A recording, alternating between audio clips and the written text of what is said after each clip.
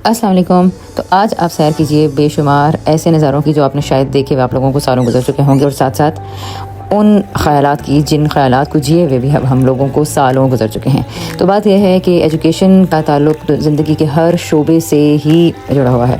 जब हम लोगों ने बच्चों को एजुकेशन देना स्टार्ट की तो रिसर्च करने में पता चला कि बेशुमार मज़ामीन और शोबे तो हमारी ज़िंदगी से गायब ही हो चुके हैं। इसकी वजह से जितना सोसाइटी के अंदर अब इम्बैलेंस नज़र आता है वो इतना बढ़ चुका है, सोसाइटी के अंदर खला इस कदर बढ़ चुका है कि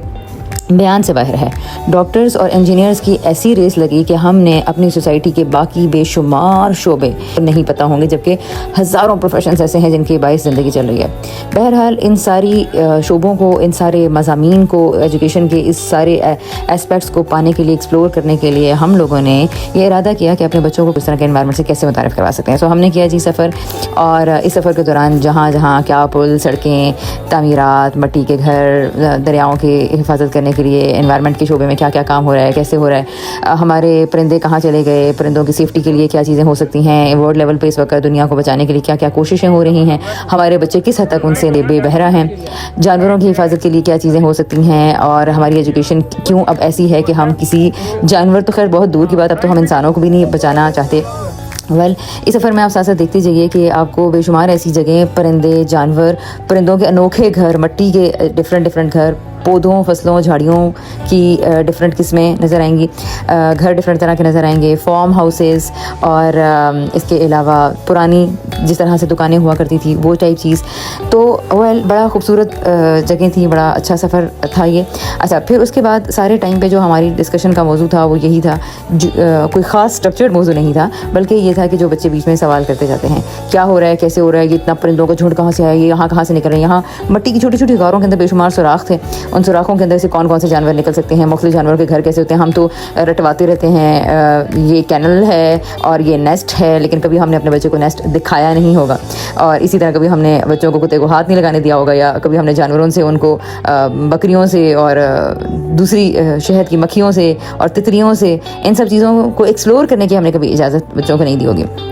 अच्छा जी, फिर उसके बाद आइडिया हमारा बहुत अरसे से ये है कि हम नेचर की तरफ वापस लौटें, ऑर्गेनिक लाइफस्टाइल की तरफ वापस जाएं। इसमें लाजमी तौर पर ये नहीं है कि मेरी ये सजेशन है कि हर कोई मिट्टी का घर बनाने लग जाए। मेरा मकसद यह है कि जिस तरह के लिविंग स्टैंडर्ड और जिस तरह के एजुकेशन का स्टैंडर्ड हम लोगों ने अपना लिया है वो हमारी सेहत के लिए, हमारे फ्यूचर के लिए शदीद नुकसानदेह है। हम बेशुमार एलर्जीज़, बेशुमार बीमारियों का शिकार हो रहे हैं। बचपन में जिस तरह से हम लोगों ने बचपन गुजारा था, दरख्तों पर चढ़ते थे, पौधे तोड़ते थे,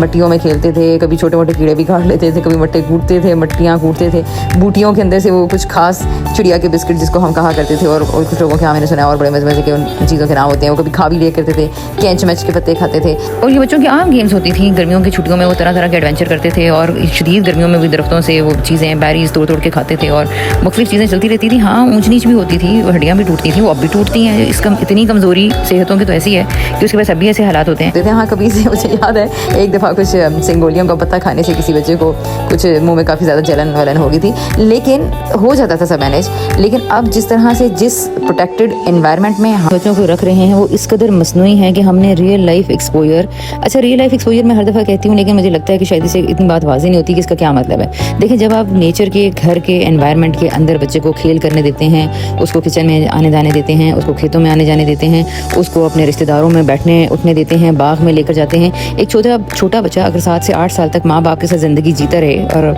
आइडियली तो मैं ये कहूँगी कि 10-12 साल तक उसको ऐसे ही ज़िंदगी देनी चाहिए,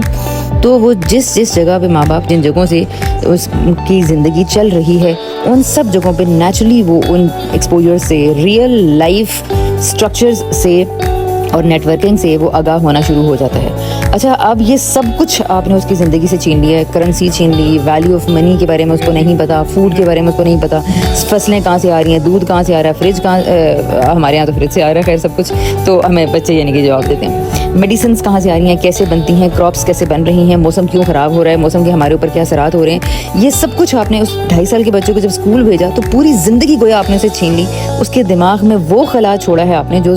PhD तक की तालीम भर नहीं सकती। अगर आपको इस बारे में ज़रा सा भी शुबा है तो उठा के रिसर्चेस पढ़िए, role of play in the human development and mental health के ऊपर इसके असरात। काइंडली इन टॉपिक्स को जाकर रिसर्च कीजिए ताकि आपको पता चले कि हाँ, बच्चों के साथ किस कदर जुल्म करने पे हमारा माशरा और हम लोग और वालिदैन तुले हुए हैं।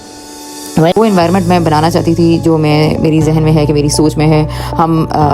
नेचर से भी जुड़ें और हम अपना वो माहौल बनाएं जो कि कभी एक कबीले, कभी एक बरादरी का हुआ करता था, कभी एक अच्छी फैमिलीज़ के रहने की जगह जो कभी हुआ करती थी। सो पता नहीं ये हो पाएगा या नहीं हो पाएगा, लेकिन ख्वाहिश यही है। और इस पर्पज़ के लिए हमने इन जगहों से, रास्तों से घूमते घुमाते हमने गाँवों का सफ़र किया कि गाँव में कितनी चीज़ें अब वैसी रह गई हैं जो कि पुराने लाइफस्टाइल से मैच करती हैं, और कितनी चीज़ें गाँव में ऐसी हैं जो बदल चुकी हैं, और गाँव के अंदर चीज़ें बदलने की वजह से क्या क्या मसाइल पैदा हो चुके हैं। एक बहुत बड़ा और सबसे तकलीफ़ दे जो मेरे लिए कम अज़ कम मसला था, वो ये मसला था कि ज़रूरी ज़मीनों को बेचने का सिलसिला इस कदर तेज़ी से जारी है। किसान कर्ज़ों में मुबतला हैं, मसाइल शदीद हैं, घर के चूल्हे नहीं जल रहे, बीज महंगा है, कोई गवर्नमेंट की तरफ से फैसिलिटीज़ नहीं हैं। किसान अपने ओन पे जो पानी लाने की सर्विसेज हैं, बिजली की हैं, पंप की हैं, फिर टैक्सेस वगैरह, और उसके बाद पूरा साल काम करने के बाद भी जो गरीब तबका काम खेतों पर ज़मीनों पर काम कर रहा है, उसके पास बमुश्किल अपने साल भर की गंदम जमा हो पाती है। इसके बाद लोगों के पास अपनी ज़मीनें रखने के लिए कोई अट्रैक्शन बाकी नहीं है। बंटवारों में होने के बाद छोटे छोटे टुकड़ों में रह जाती है, जिसके ऊपर इन्वेस्टमेंट करने को कोई तैयार ही नहीं है। ऐसी ऐसी फसलें जो कि हमारा ख़ास एसेट थी हमारे मुल्क का, वो फसलें की दालों की, वो किस्में, वो सब हमारे मुल्क से ख़त्म होती चली जा रही हैं। यानी हम अब उनकी प्रोडक्शन कर ही नहीं रहे हैं। आपने गैस की लाइनें बिछा दी, लेकिन गैस उनसे छीन ली, उनका लकड़ी का चूल्हा भी उनसे गया और उनको डिपेंडेंट बना के छोड़ दिया। तो सरकार पता नहीं क्या कर रही है, यानी हमारी स्टेट को पता नहीं ख्याल आता है कि नहीं आता। बिजनेसमैन सिर्फ अपने बारे में सोचते हैं। तो मुझे इतने जो वैक्यूम पैदा हो गया है कि इंसान अपने सामने उन ख़तरात के बारे में क्यों नहीं सोच रहे कि उनसे क्या क्या नादिर चीज़ें छिनती जा रही हैं, क्या क्या हमारी गंदम, हमारी फसल, हमारी चीज़ें हमसे ख़त्म हो रही हैं। फसलों की क्वालिटी कितनी गिर गई है, फसलों के बीज हमारे मुल्क में हमारे पास नहीं रहे हैं। कई मेडिसिन बनाने की कई हर्ब्स ख़त्म होती चली जा रही हैं, कई नायाब परिंदे हमारे यहाँ थे जो वो ख़त्म होते चले जा रहे हैं। फिर इसी तरह डेवलपमेंट के नाम पर जो चीज़ें हुई भी हैं वो भी इतनी ज़्यादा बुरी हैं या सोच के बिना हैं या विजन लेस हैं कि वो लोगों के लिए और मसलन कूड़े को डिस्पोज ऑफ करने के लिए जहाँ कुएँ खोदे जा सकते थे या बड़े बड़े लैंड्स को या डिकम्पोज करने के लिए कोई ऐसे एरिया मुख्तस किए जा सकते थे, उसकी वजह आपने कंक्रीट के वहाँ पर वो 4 दीवारियाँ बना दी हैं जिनके अंदर तो मुझे तो आज तक कोई कूड़ा देखा नहीं।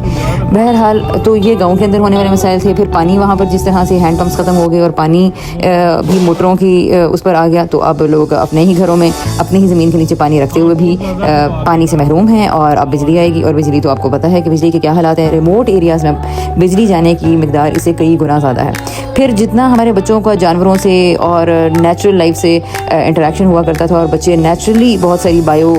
जान लेते थे, बहुत सारी वाइल्ड लाइफ जान लेते थे, बहुत सारे एनवायरनमेंट को समझते थे, और इसी तरह बहुत सारी उनके अंदर इंसान के जो ट्रेड्स पाए होते हैं, ह्यूमन कनेक्शन जो होता है, एम्पैथी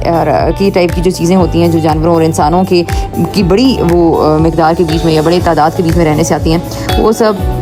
बुरी तरह मिसिंग। सो इसको जितना मैंने स्टडी किया, मुझे ये अंदाज़ा हुआ कि हमारी सोसाइटी में ये जो ख़ास 2 से 3 प्रोफेशंस के पीछे भागने की दौड़ थी, इसने हमारी इतनी बड़ी, जिसके साथ ऑफ कोर्स पैसा अटैच था, कहा जाता है इट्स अ नोबल प्रोफेशन, लेकिन नोबल प्रोफेशन किसी ज़माने में टीचिंग को भी कहा जाता था, पैगंबरों का शोबा है, लेकिन अब इससे पैथेटिक शोबा कोई रहा नहीं है। तो अब आप अगर किसी देहात में भी जाएँ तो एक बच्चा क्या कर रहा है जी, स्कूल में भेज रहा है, वो स्कूल जो मीनिंगलेस किस्म की ABC लटवाने में लगी हुई है, जो ग्रामर इतने गम और इतने पैथेटिक तरीके से जिस तरह से बच्चों को पढ़ाया जा रहा है। यानी एक बच्चा वहाँ के, यानी गाँव के नेचुरली अपने एनवायरनमेंट से बहुत सारी चीज़ें वो सीख सकता था। आपने उनको वो तरीमी मेयार पकड़ा दिया है जिसके बाद वो अपनी ज़िंदगी से बेसिक सबक सीखने के भी काबिल नहीं है। तालीम के बीच में और उनकी ज़िंदगी के बीच में कोई कनेक्शन वो बना ही नहीं पा रहे, बच्चे बना ही नहीं पा रहे हैं। गाँव में हमने बड़ी अच्छी मेहमान नवाजी, हमने बड़ा मज़े का दिन गुजारा, मज़े का खाना खाया,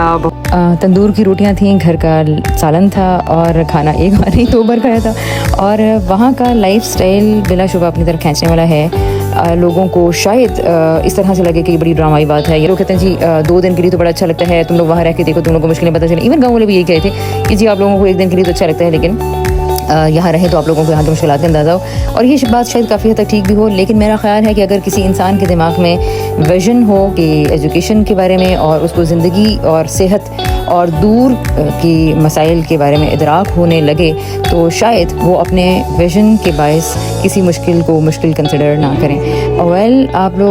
लोगों की इस बारे में क्या राय है, और आप लोगों को क्या लगता है कि मैं किन फ्यूचर के प्रॉब्लम्स के बारे में डिस्कस कर रही हूँ, और ये एजुकेशन का इस नेचुरल लाइफस्टाइल से क्या कोई ताल्लुक है या नहीं? आप लोगों के इस बारे में क्या ख्याल है, और आप लोगों को ये पूरे दिन का सफ़र कैसा लगा? आपने कमेंट से ज़रूर आगाह कीजिए, और मज़ीद ये बताइए कि आप अपने बच्चों के बारे में क्या सोच रहे हैं। अल्लाह हाफ़िज़।